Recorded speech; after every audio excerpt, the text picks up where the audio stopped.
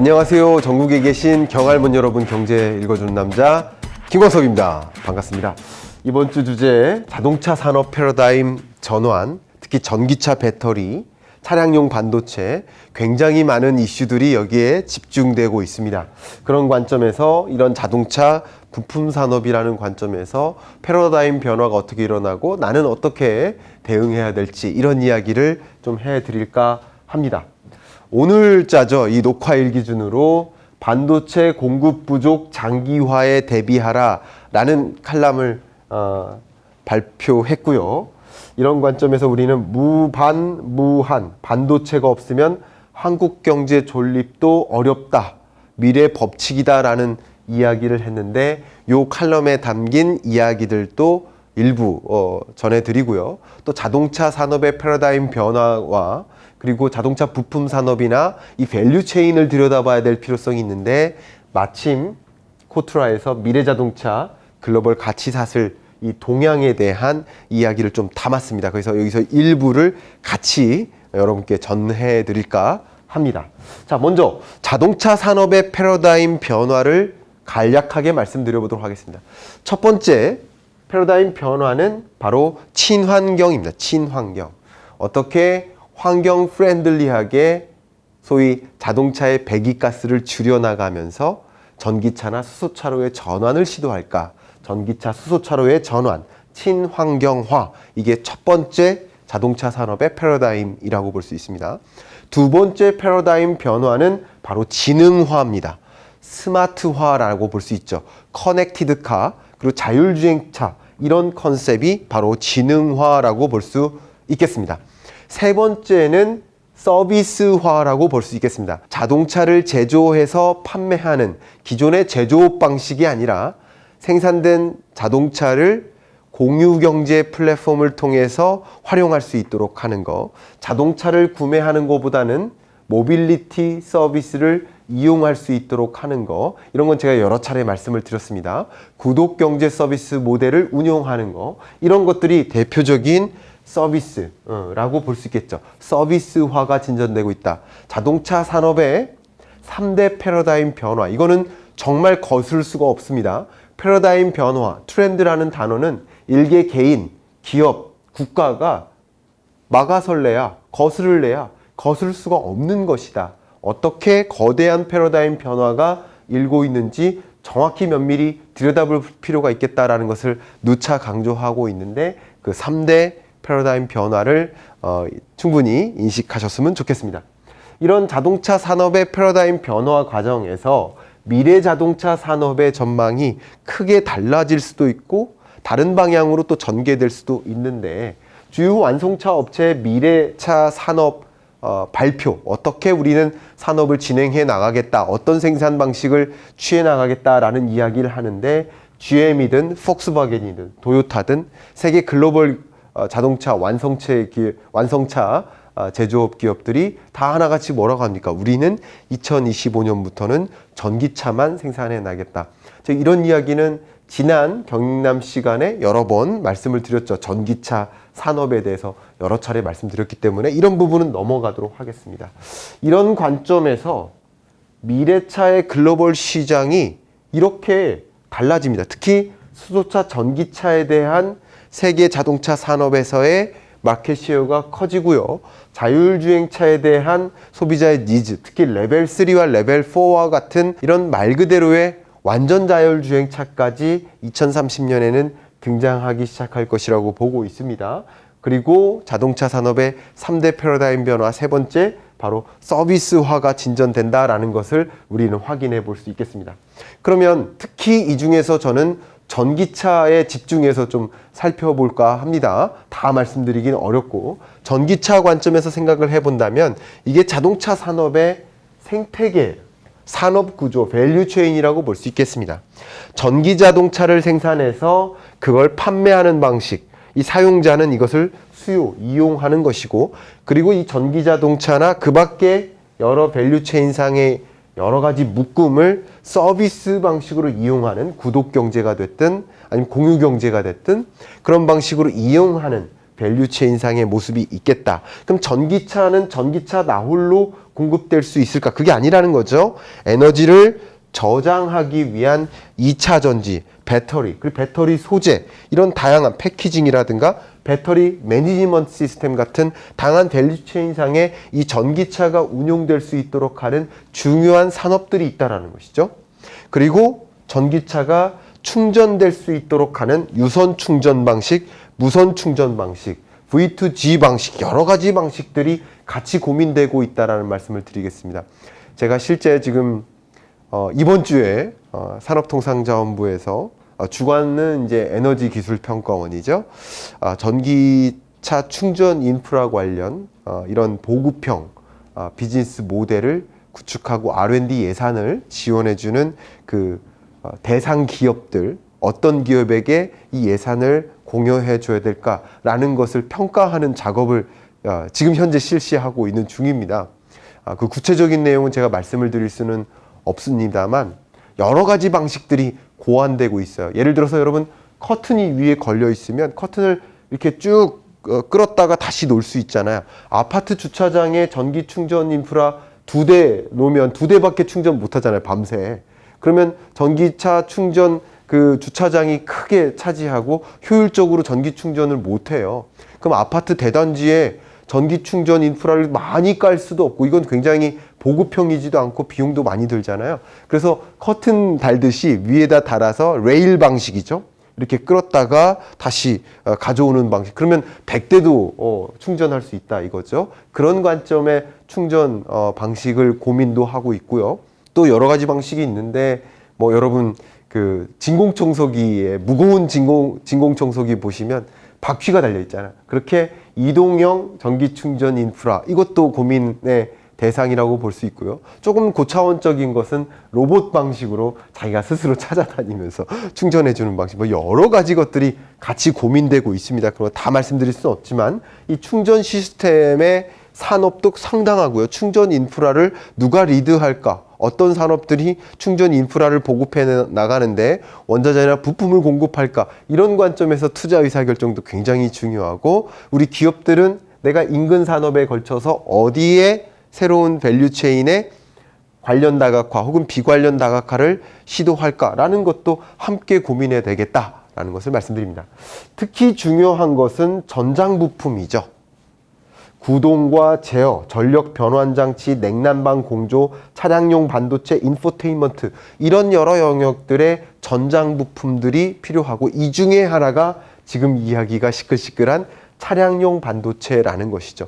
이런 영역에 어떤 기업들을 또 투자할지, 아니면 나는 이런 어떤 영역으로 관련 다각화, 비관련 다각화를 할지, 이런 경영 의사결정 관점에서도 중요한 영향이고, 정부는 제도적으로 다양한 지원을 해줌으로써 이런 영역에 친환경 자동차 산업으로 더 적극적으로 기업들이 움직일 수 있도록 지원을 해주는 거죠. 제가 지금 평가하고 있다는 그 평가 대상 기업들은 정부 차원에서 제도적 지원이 맞물리는 것이고, 전기차 구매할 때 소비자들에게 보조금 주는 것들도 이 정부의 제도적 지원이라고 볼 수 있겠습니다. 이런 지원들이 한마디로 그린 뉴딜 사업이라고 볼 수 있는 것이죠. 이해 가셨죠?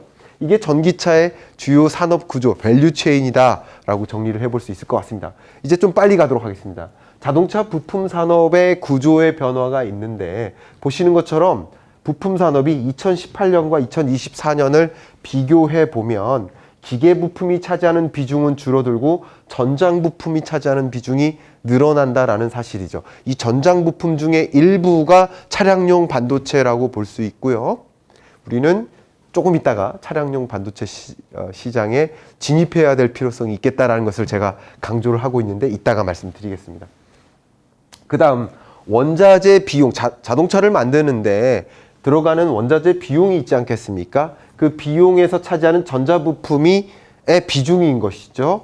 과거에는 기계가 차지하는 비중이 굉장히 높았으나 기계의 비중이 줄어들고 대신 저전력 전장 혹은 고전력 전장, 이 두 개가 전장 부품이라고 볼 수 있겠죠. 전장 부품이 차지하는 원자재 비용에서 차지하는 비중도 상당히 높아진다라는 거. 이것도 자동차 부품 산업의 구조적 변화죠. 자동차 산업의 패러다임 변화가 일고 있다. 이것은 부품 시장의 변화도 같이 있다. 그럼 밸류 체인을 들여다보면서 어떤 영역에 우리는 관련 다각화, 비관련 다각화, 정부 정책은 어떤 영역을 우리가 리드해 나가야 될까라는 그런 방향성을 같이 고민해야 될 필요성이 있겠다라는 말씀도 같이 드리고 싶습니다.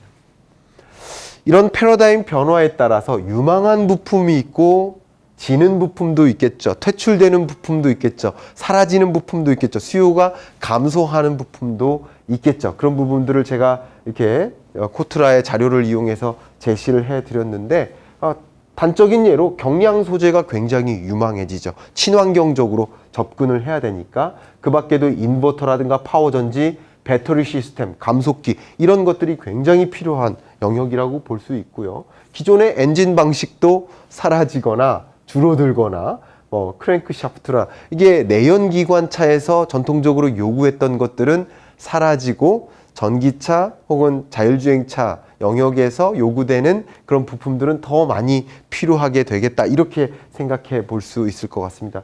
내장용에서는 디스플레이 기술 이거 굉장히 중요할 수 있겠다라고 볼 수 있겠죠. 확장형 인포테인먼트 솔루션 같은 경우는 자율주행차니까 운전 안 하고 뭐 한다? 다양한 정보 예를 들어서 강의를 듣는다든가 영화를 본다든가 인포메이션 앤 엔터테인먼트 정보 탐색 이런 강의라든가 아니면 뉴스를 본다든가 여러 유튜브 방송을 본다든가 그리고 엔터테이닝한 음악을 듣고 영화를 보고 두 가지를 다 공급하는 인포테인먼트 솔루션 이런 것들도 상당히 유망한 부품에 해당될 수 있겠다라고 간략하게 말씀드리겠습니다. 또 전기차 배터리 산업의 동향도 매우 중요하죠.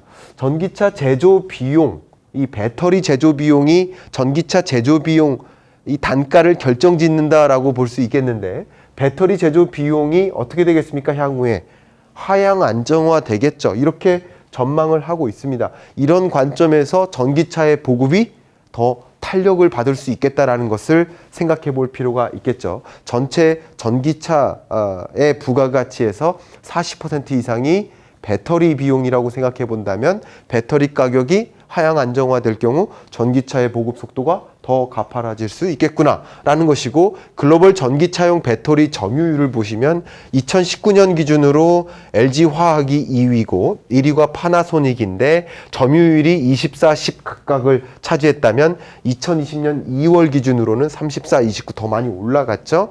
그래서 이런 전기차 배터리의 점유율이 어떻게 움직이는지 어떤 기업들이 좀 경쟁력이 있게 이 마켓을 장악해 나가는지 왜냐하면 이 해당 마켓이 계속 성장하고 있으니까 성장하는 마켓을 누가 더 집중적으로 장악해 나가고 있는지 이런 것들을 좀 확인해 보는 것도 여러분 다양한 의사결정 관점에서 중요할 수 있겠다라는 것을 말씀드리고 마지막으로 차량용 반도체 말씀드리겠습니다. 차량용 반도체 수급 불안이 이어지고 있습니다. 생각했던 것 이상으로 장기화가 진전될 것이라고 보고 있습니다. 반도체 산업에 대해서는 제가 이미 다뤄드렸기 때문에 그 부분을 좀 참조해 보시면 좋겠고요. 차량용 반도체 관점에서 중요한 안건 하나만 던지고서 마무리를 할까 합니다. 세계 시장 점유율을 비교해 보면 차량용 반도체 시장에서 미국, 일본, 독일은 상당한 비중을 차지하고 있습니다. 그리고 자동차 강국답게 자동차 산업에서도 세계 시장에 상당한 비중을 차지하고 있습니다. 우리나라는 그 정도는 아니지만 어쨌든 4.3%만큼 세계 자동차 시장의 점유율을 차지하고 있다.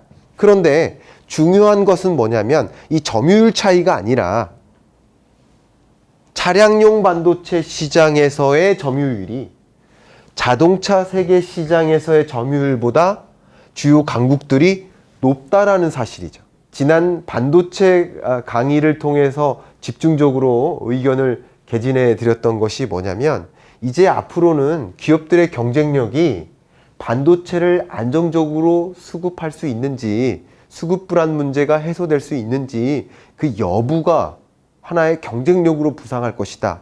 왜냐하면 반도체 공급 차질이 단기간의 이슈가 아니고 2022년까지는 지속될 것이라는 이 반도체 업계의 주요 전문가들의 이야기이기 때문에 그러면 미국 같은 일본, 독일 같은 이런 주요 자동차 강국들은 차량용 반도체를 안정적으로 수급할 수 있는 왜냐하면 자국 자체적으로 내재화하기 위한 움직임을 펼쳐나가고 이미 차량용 반도체 시장에서 상당 비중을 차지하고 있기 때문에 그럴 위험이 상대적으로 덜할 수 있는데 우리나라의 경우에는 이것이 심각한 문제일 수 있겠구나.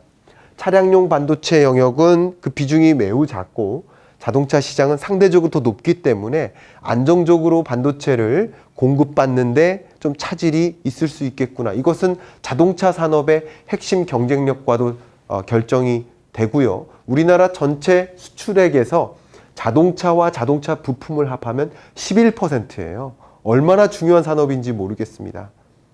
이런 산업을 놓치면 안 되겠다라는 관점에서 정부에게 또 마침 다음 주 정도에 산업부 한 포럼에서 의견을 개진할 발제의 기회가 있는데 그때 제가 강력히 말씀드릴 것이 무엇이냐면 우리 차량용 반도체 시장도 진입해야 될 필요가 있겠다라는 것을 강조하고자 하는 겁니다.